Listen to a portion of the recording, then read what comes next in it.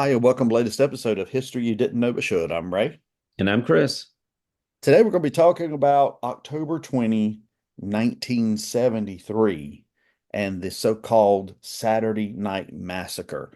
And you may, if you're young enough, you may not know what that is. If you're old enough, you probably know immediately what that is. But Chris, when I think of Saturday Night Massacre, and then I look at what happened on Saturday Night Massacre, it doesn't really sound like much of a massacre to me, but the impact of it, washes throughout American history. Yeah, coming from someone like you enjoys a good old horror story and Yeah. ghost and things like that, we read this and we think, you know, I think you said off air, like, where's the bloodbath? Yeah. Where's all Yeah. the gore? And, the Where's the reality, man with the chainsaw? Yes. right, right.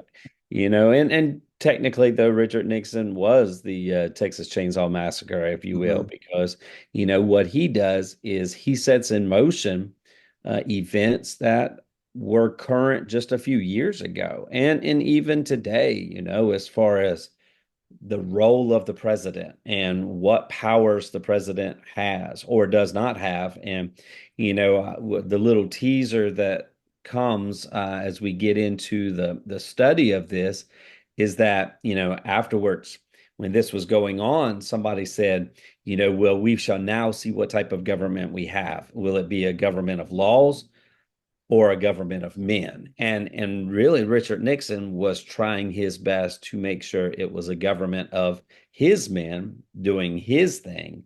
And at the end of the day, government wins. The American society wins because they were able to kind of put a check on this. However, there was a brief moment in time in which Richard Nixon truly tested the confines of the presidency and what his powers were or were not.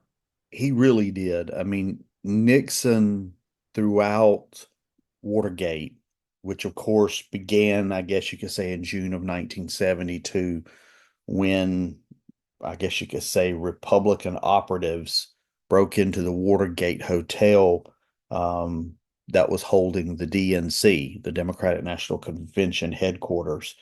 And that's just simply going to, avalanche over the Nixon administration. And I think Chris Nixon viewed himself, and I think what we're going to see here as we talk about the Saturday Night Massacre, Nixon viewed himself as being above the law.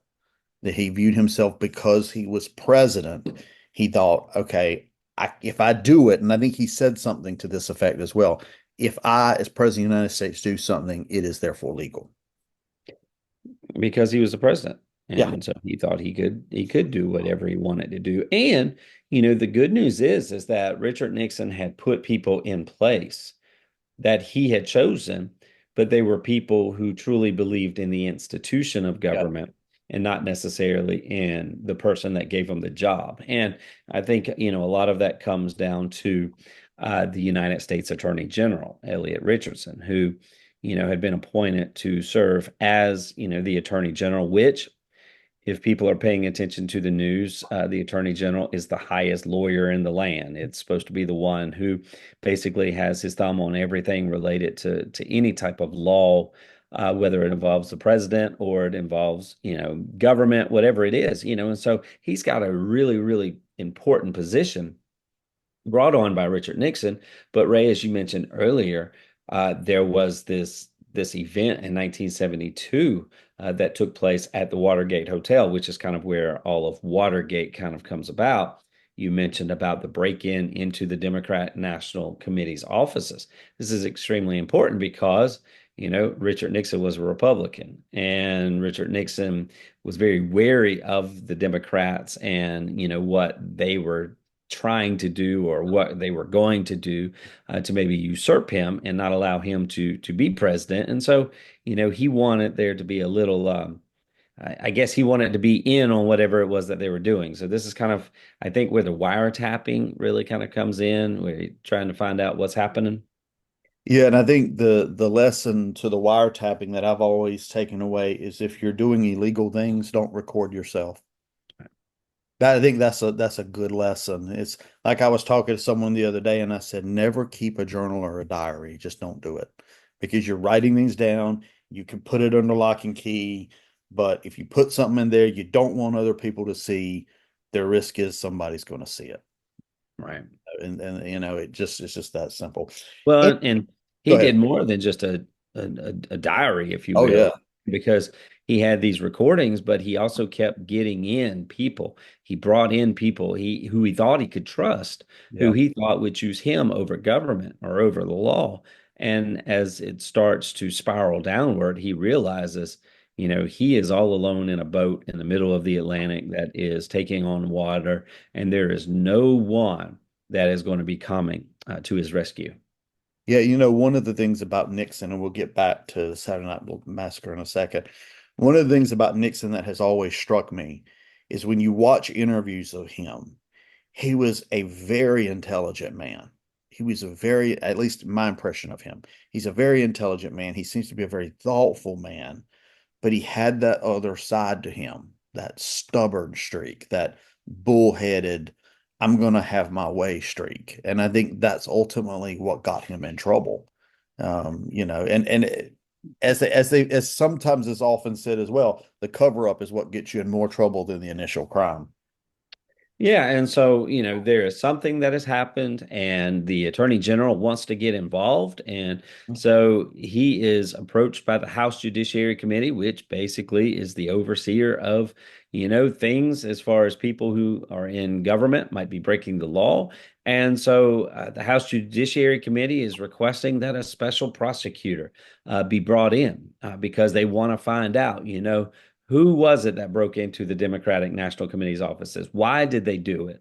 What was the purpose? And so, U.S. Attorney General Richardson creates a special position, and this special position is something we've become very familiar with in recent times. It's called a special prosecutor, and the special prosecutor has the role to interview, to investigate a specific event. We've seen that recently. The special prosecutor was created to investigate some of the things that President Trump did with these documents, if you will, that he took documents away from the White House and he stored them at his home. It was a special prosecutor that was assigned to investigate that case. And so, the attorney general comes in and says, listen, I'm going to bring somebody in. This person is going to investigate things, and is going to get the lay of the land. However, the House Judiciary Committee was not 100% confident that this special prosecutor was actually going to do his job. So they made the Attorney General, put in like a special asterisk, which basically said, all right, listen, this guy's not going to be removed or fired if he finds something that is affecting President Nixon. I mean, they had, because they just knew President Nixon, as you said, that stubborn way, he was going to try to get into this guy and I guess make it all go away. And so the attorney general has to basically say, I promise you, I will not get rid of this guy unless, he does something like gross negligence. Yeah. And that's gonna come backfire with the Republicans and Nixon as well. The special prosecutor that's brought in is a guy called Archibald Cox. And I love that name, by the way, Archibald. I just love that name. He's a professor of constitutional law at Harvard. My understanding, he wasn't really much of a trial, lawyer, didn't have a lot of real courtroom experience, but he was a very well-respected man and a known figure, in DC. He had served in different positions with Senator Kennedy, with President Kennedy. So he was something of a known figure around Washington, D.C. And the White House under Richard Nixon, and of course Richard Nixon is sort of the head of the parade here, doesn't trust Archibald Cox. He does not trust him at all. He's very worried about what Cox is doing about what he will find. He views him, Kennedy, no surprise, was a Democrat, Nixon's a Republican, and if for no other reason, he views him in with a little bit of suspicion just for that reason. But Cox himself going into this, when he was hired as special prosecutor and he's going into this position, he's not going in to challenge the president. That's not on his mind. He's not thinking, I'm going to bring down Nixon. He's not in to do any of that. He just views himself as going in, making sure the rules are being followed, almost like an auditor. One source I read said he viewed himself as very, very respectful of the government and the traditions of the government and the positions and all of that. So I think the Nixon White House came into this with a lot of suspicion toward Cox, and that's going to, of course, help lead to that Saturday Night Massacre. Well, and I think they had a lot of suspicion because they realized that he could not be bought. He Right. could not be, make this thing go away because I'm the president of the United States. And, it doesn't take very long for Cox to ruffle the feathers of Nixon because one of the first things he does is he issues a subpoena to the president of the United States and he says, "Hey, I understand that you've recorded conversations that you've had in the Oval Office. And so I just want those recordings. And here's a subpoena, which is a legal document that says you've got to turn these over." And the president of the United States said, "I'm not turning them over. I have executive privilege." We heard that recently, Hmm. where the president says, because I'm president, there are some things I have to know, some things I have to talk about that others cannot be privy to, or it could uh, harm the intelligence of the United States or the military of the United States. There's certain things I can't, people just don't need to know about. And so, the president uses executive privilege and says, "I'm not turning over these tapes." Well, Archibald Cox doesn't stop there. He then goes and says, "Well, that's fine. I'll take it to the Court of Appeals." And Court of Appeals basically says, "You know what, President Nixon, you've got to turn over the tapes." This is where I think this Saturday Night Massacre gets kind of funny, if you will, because Nixon realizes he's in a pickle. He's got a problem. The court has said you got to turn it over. And, Cox, once again, he's just doing his job. But one of the things that happens is Nixon then calls Archibald Cox and says, "I tell you what, I'll make a deal with you." And the deal is I'm going to give these tapes to a senator. And I'm going to give these tapes to that senator, that Senator John C. Stennis of Mississippi. I'll let him review and summarize the tapes, and then he'll give them back to you. That's fair. Well, the problem was, Ray, is that Just Senator you couldn't Stennis of write Mississippi. this stuff. If you wrote this in a novel, people would say, "Oh, that's a ridiculous plot." I mean, because the problem is that Senator Stennis, he's deaf. He can't hear anything. So Nixon, thinks, well, this has got to work. And Cox says, "Sir, I really do appreciate it, but I tell you what, it's just not going to work that way." Now, Uh, now, before you poo-poo on Nixon's suggestion, he right. did offer to provide two guys to assist Senator Stennis while he was, quote, listening, unquote, to the tapes. Right, right, right. And I'm sure that they were all going to be on the same Yeah, page as far as what they were going yeah. to do. And so, Cox, I think, is just fed up with it. And this is like happening on, I think, a Friday. And so, Cox is like, "Sir, with all due respect, it's not going to work. But I tell you what, I'll think over it over the weekend." That was his mistake because he says, "President, I'll get back to you on Monday." And so, Ray, Nixon is a smart man. He realizes that his compromise probably isn't going to be accepted. And so that is what begins the Saturday, as you were referring to, as the Saturday Night Massacre, because Richard Nixon gets very, very, very busy on Saturday. Yeah. So Saturday afternoon, October 20, 1973, Richard Nixon goes to his attorney general, one gentleman by the name of Elliot Richardson, and he wants him to fire the special prosecutor Archibald Cox. Now, remember, as Chris said earlier, that was supposedly something that wasn't going to be done. It had been agreed we're not going to fire him if he gets too close. Well, that's out the window. And so the idea is we're going to go and we're going to, or Nixon's idea was he was going to get Richardson, Attorney General Richardson, to fire Cox. Well, Richardson had too much integrity for that. and he resigns rather than doing what Nixon wanted him to do. The deputy attorney general comes along, a guy called, do you know how to say his last name, Chris? Rocco Schaus, I think. William Reckelshaus. He resigned as well. So this is Saturday, October 30, 1970, October 20, 1973. This is the Saturday Night Massacre. You've got Attorney General Richardson resigning rather than fire Cox. You've got Attorney General, Deputy Attorney General William Reckelshaus resigning because he's not going to fire Cox. And then it goes to the Solicitor General of the United States, a guy called Robert Bork. And Robert Bork, Chris, my memory, not my memory, but my knowledge of him really has more to do with his nomination to the Supreme Court by President Ronald Reagan some 10 or whatever years later. But Solicitor General Bork, he has no trouble carrying out what Nixon wants to do. So he fires Archibald Cox. And of course, immediately when word gets out of these two resignations and the firing of Cox, of course, this whole thing just explodes. Well, I think one of the things that is interesting is that Bork was a very smart man, Yeah. and Bork knew what had happened to number one and number two because he was number three, and number three never gets to make any big decisions. And so, he's hearing, oh my gracious, there's the attorney general's gone, deputies, now it's on me. And so he actually thought about resigning. Because he said, here's my moral compass, do I resign because of what is right?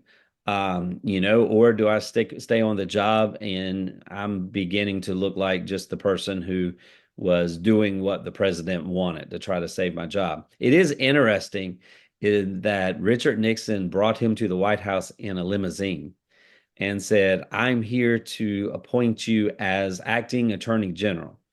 Raise your hand, swear after me. They do all of that thing. And then he says, now, sir, for your first order of business, I need you to get rid of the Special Prosecutor Archibald Cox. And so, you have Mr. Bork who kind of comes in. He knows what's going on, but still the power, probably in the Oval Office. You got the president saying you're going to be the acting attorney general, which will turn into the attorney general. And congratulations, whining and dining him. And then as soon as he says yes, he is forced to do this, and he does it. I mean, he writes the letter that dismisses, Archibald Cox, seemingly hoping that everything was going to just go away. Yeah. And he thought that it would save him. But Ray, what it actually does is it turns even more people, especially the American public, against him. Yeah, because a new special prosecutor is then appointed, a guy called Leon Jaworski.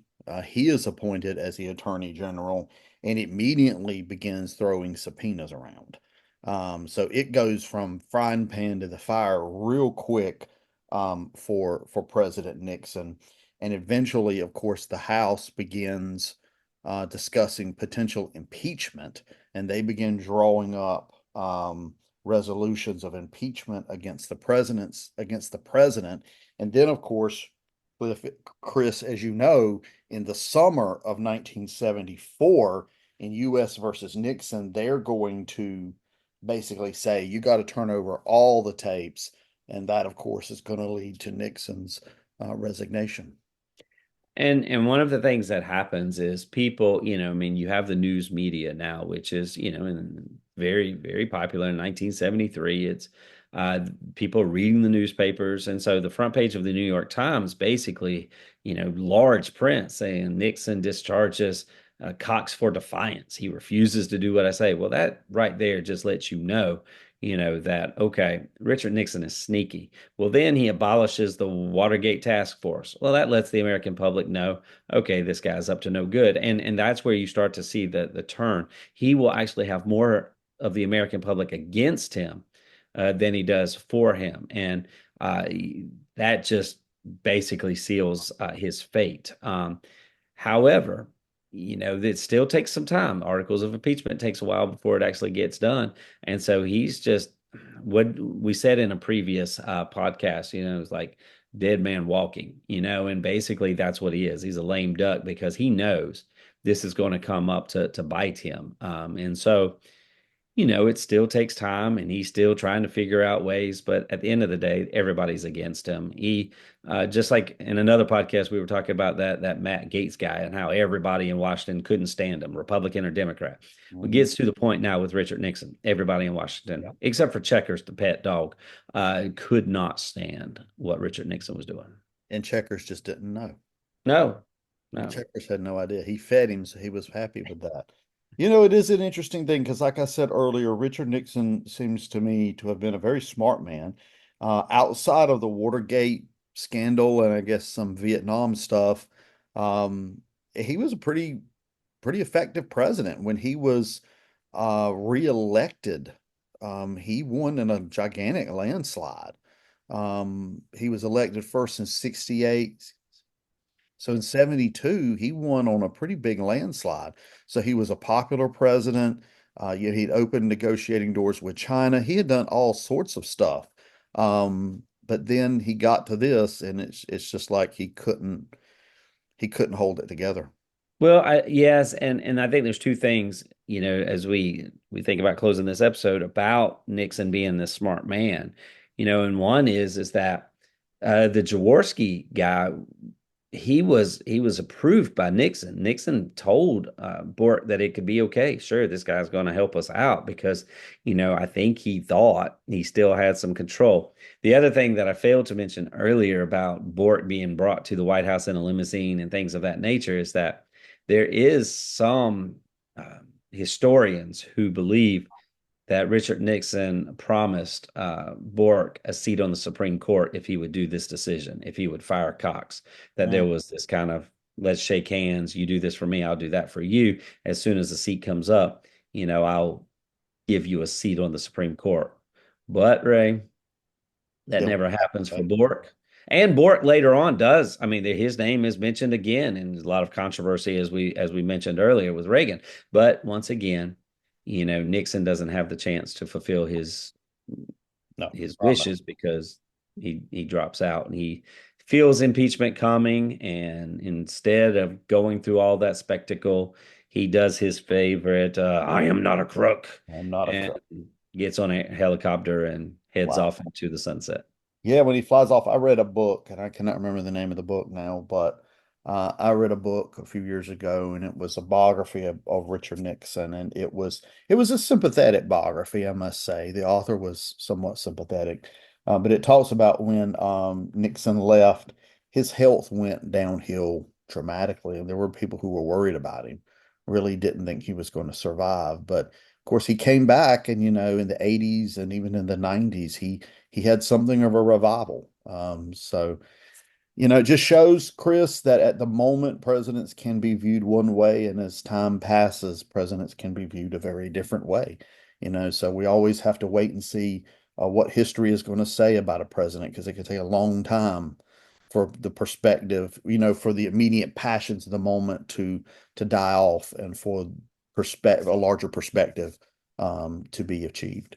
So, Chris, another great episode. I hope our listeners enjoyed this episode. Please share it with your family and friends. Of course, we are on Spotify and other podcast platforms. Big announcement, Chris. We're now on YouTube as well. So people can go to YouTube, History You Didn't Know But Should, and listen to all 145 episodes. I can't believe we've done that many. 145 episodes of History You Didn't Know But Should. Again, share, share, share. That's what we ask you to do. Leave a comment, share, give us a like on Spotify, give us a like on YouTube. Until next time, I'm Ray. I'm Chris. We'll talk to you later.